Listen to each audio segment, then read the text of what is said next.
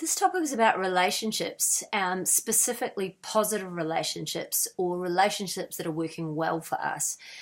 Even if you're pretty introverted and you think of yourself as quite a self-sufficient person who enjoys a lot of their own company and doesn't need other people around them, what I'm about to say might push your buttons a bit, but one of the many studies have found that one of the most important contributors to our well-being, to helping us feel good and function really well, is the quality of our relationships. Now, we're not talking about having to have a whole heap of relationships, lots and lots of people. For some of us, that's absolutely awesome. For others of us, though, that's not what we want. We're talking more about the quality of the relationships.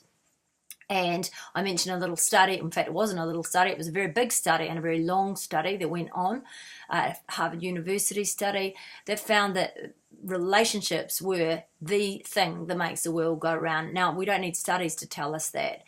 The impact is so great on our well-being.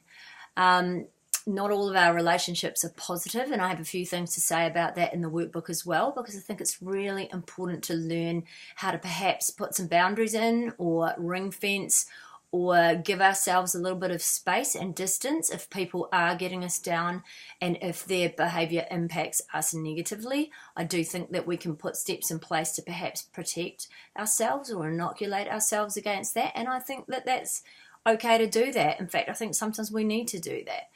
So this section, we just skim the surface of talking about relationships. You probably already know the importance of relationships for yourself, either because you have plenty of them and they're going well, or perhaps you've had a bust up with a good friend and know how horrible that makes you feel. And as I say, our relationships being so important to us, it's really important to take stock every now and again and think, how am I going with my relationships?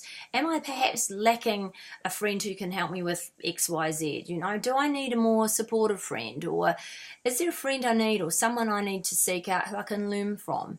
Not everybody has to be all the same things to us. I like to have quite a variety of relationships. Some of my friends I love for their sense of humour.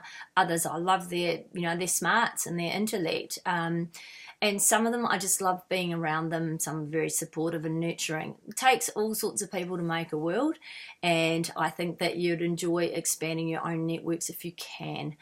The emotional intelligence section of the workbook, which is coming up, also gives you lots of ideas and clues about not only managing your own emotions, but also being able to relate well to others through understanding their emotions and also learning how to perhaps work with their emotions. So spend some time on that as well.